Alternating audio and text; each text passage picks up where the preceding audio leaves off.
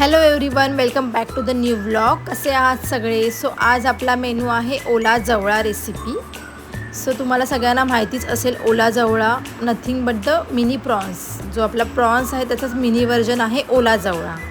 So त्याची recipe आज आपण बनवणार आहोत. तर मम्मीने आणला होता आणि हा जवळा खायला खूप टेस्टी लागतो. सो नक्की याची रेसिपी ट्राय करा. पहिल्यांदा तर हा जो जवळा आहे तो प्रॉपरली असं वॉश करून घ्यायचा असतो, कारण की याच्या आतमध्ये माती वगैरे असते. कारण की हा समुद्रामधून येतो, तर ते लोक वॉश तर करतात, पण आपण पण आपल्या घरी हा 5-6 वेळा तरी प्रॉपर असं पाण्यामध्ये वॉश करून घ्यायचा.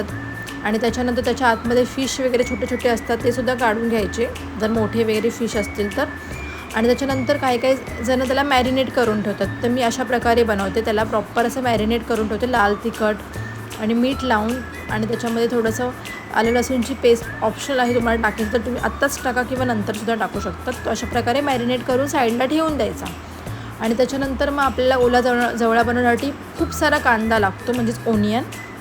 सो 1-2 मोठे कांदे तरी त्याच्यामध्ये लागतात.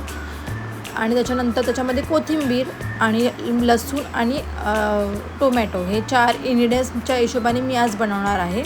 तर पहिला तर लसूण चांगली मी ठेचून घेतली, बारीक करून घेतली. आणि ती थोडंसं एका पॅनमध्ये 2 चमचे तेल ॲड करायचं. आणि त्याच्यामध्ये मग ती आपण जी ठेचून घेतलेली लसूण आहे ती त्याच्यामध्ये ॲड करायची. आणि त्याच्यानंतर कांदा ॲड करायचा. सो कांदा हा चांगला लालसर होईपर्यंत चांगला शिजून घ्यायचा, कारण की मेन तेच आहे. नाहीतर तो असाच आपण त्याच्यामध्ये टोमॅटो वगैरे ॲड केलं तर ते कच्चं लागणार आपल्याला, म्हणजे आपल्याला दाताजवळ येणार. सो मेन तेच आहे की आपला कांदा हा लालसर जोपर्यंत बारीक होत नाही, त्याच्यामध्ये प्रॉपर असा मिळत नाही, तोपर्यंत आपल्याला प्रॉपर असा लालसर होईपर्यंत शिजून घ्यायचा आहे.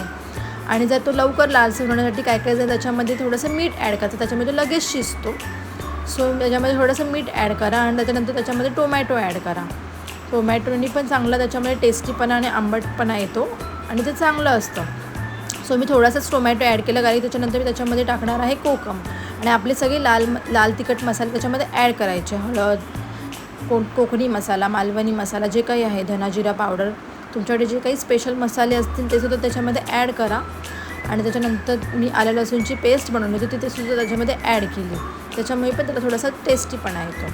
आणि अशा प्रकारे सगळं ॲड करून झाल्यानंतर जरासं ते ड्राय होतं, तर त्याच्यामध्ये थोडंसं पाणी टाका, त्याच्यामध्ये जरासं सॉफ्ट राहील. आणि ते झाकून ठेवा. आणि त्याच्यानंतर थोडंसं मीठ ॲड करा. आणि हा जो आपला जो ओला जवळा आपण मॅरिनेट करून साईडला ठेवला होता तो त्याच्यामध्ये ॲड करा. आणि तो चांगला प्रॉपर असा मिक्स करून घ्या. आणि जर तुम्हाला पाहिजे त्याच्यामध्ये थोडंसं तुम्ही पाणी ॲड करा. जर तुम्हाला पातळसर हवं असेल तर त्याच्यामध्ये पाणी ॲड करा, अदरवाईज तो असाही वाफेमध्ये शिजतो. आणि हे आहे आपलं मेन इन्ग्रेडियंट्स, म्हणजे हे गावचे कोकम. कोकम तर इम्पॉर्टंट आहे मालवणी जवळामध्ये टाकण्यासाठी.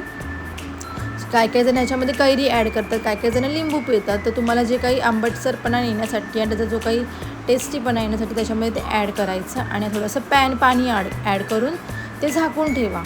आणि गार्निशिंगला खूप सारी कोथिंबीर ॲड करा. कोथिंबीरनी खूप जास्त टेस्टीपणा येतो कुठल्याही भाजीमध्ये, कशामध्येही कोथिंबीर ही खूप इम्पॉर्टंट पार्ट असतो कोथिंबीरचा. सो ती कोथिंबीर ॲड करा आणि थोडा टाईम ते झाकून ठेवा, 10 मिनटं.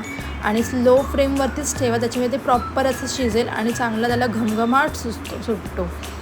आणि हा जवळा खायला खूप टेस्टी लागतो.